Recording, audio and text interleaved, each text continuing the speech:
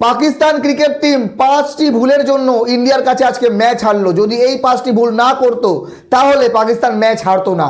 কোন 5টি ভুল চলেন বলি। প্রথম ভুল, পাকিস্তান টসে জিতে বোলিং করেছে। দ্বিতীয় ভুল, পাকিস্তান উসমান তারিককে ওভার কনফিডেন্স করে দিয়েছে যে উসমান তারিক ম্যাচ উইনার।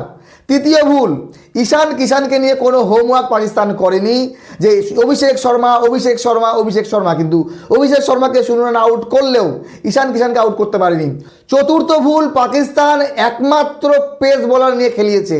দ্বিতীয় অপশন থাকা জরুরি ছিল, ইন্ডিয়ার দুজন ছিল, দুজনে উইকেট পেয়েছে, হার্দিক পান্ডিয়া এবং বুমরা। আর পঞ্চম ভুল, পাকিস্তানের বিশ্বকাপে এই ম্যাচ খেলা। যদি পাকিস্তান না খেলতো তাহলে কিন্তু পাকিস্তান হারতো না। ইন্ডিয়া পাকিস্তান কিচ্ছু নেই এই ইন্ডিয়া পাকিস্তান ম্যাচে। টেনে টুনে পাকিস্তান 100 পার করেছে। 114 রানে অল আউট, 20 ওভার খেলার ক্ষমতা পাকিস্তানের নেই।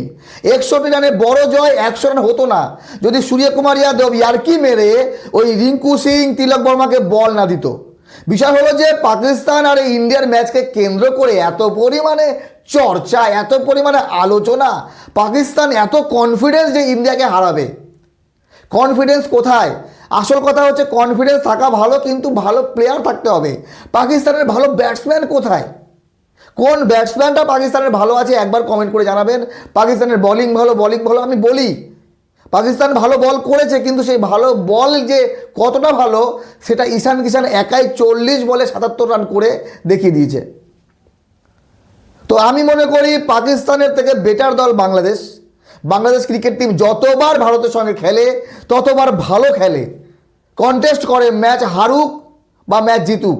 কোনো সময় বাংলাদেশ ম্যাচ হারে না, জিতে যায়, কিন্তু পাকিস্তান কন্টিনিউ হেরে যাচ্ছে।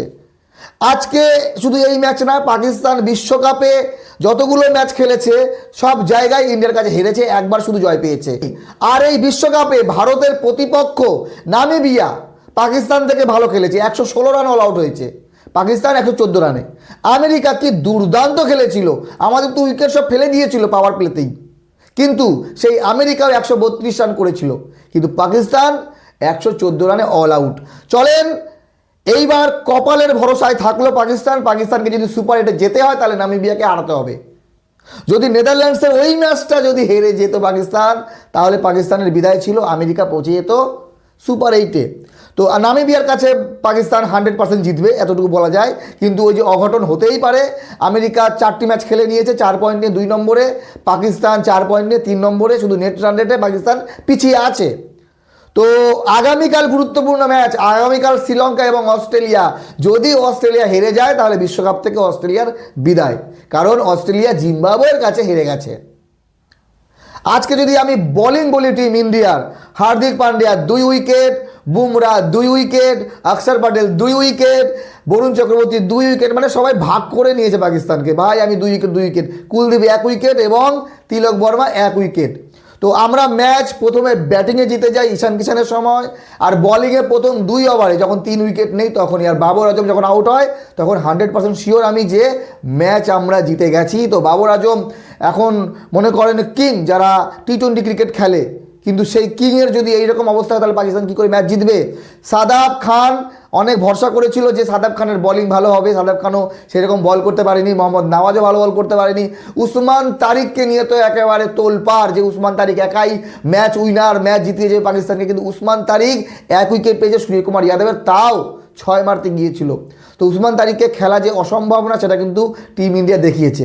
এইবার এই পিচে 170 চেস করা সম্ভবই না, সেখানে পাকিস্তান কি করলো, টসে জিতে বল করার সিদ্ধান্ত নিল এবং ইন্ডিয়া যে স্কোর করেছে জয় স্কোর। তো পাকিস্তানে যদি ব্যাটিং বলি তাহলে সাইফজাদা ফারহান, যার সঙ্গে নাকি বুমরা নাকি কম্পিটিশন, বুমরাকে নাকি প্রচুর 6 মারতে পারে, কিন্তু বুমরা অবধি যায়নি, হার্দিক পান্ডিয়া কাম তামাম করে দিয়েছে, 0 রান আউট। তারপরে শ্যাম আয়ুব 6 মারে একটা পেছন দিক দিয়ে, 6 চলে যায়, তারপরে আউট। তারপরে সালমান আলী আগা 4 রান করে আউট, বাবর আজম 5 রান করে আউট। উসমান ভালো খেলেছে, 34 রান 44 বলে, একটু অ্যাটাকিং মোডে ছিল। সাদাব খান 14 রান 15 বলে, ফাহিম আশরাফ 10 রান 14 বলে। তো এখানেই ম্যাচ শেষ। আপনাদের মতামত জানাবেন। পাকিস্তানি ব্যাটসম্যানদেরকে নিয়ে ছেলে খেলা টিম ইন্ডিয়ার, মানে পার্ট টাইম বোলারদেরকে দিয়ে বল করাচ্ছে, ভাই তোরা ম্যাচ প্র্যাকটিস কর। এইখানে ম্যাচ শেষ, পাকিস্তান পারবে না জিততে। 8-1 বিশ্বকাপে পাকিস্তানের থেকে এগিয়ে।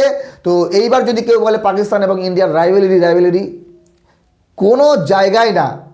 পাকিস্তান ইন্ডিয়ার সঙ্গে পাত্তাই পায় না, আবার প্রমাণ করলো ম্যাচের হার জিত লেগেই থাকে।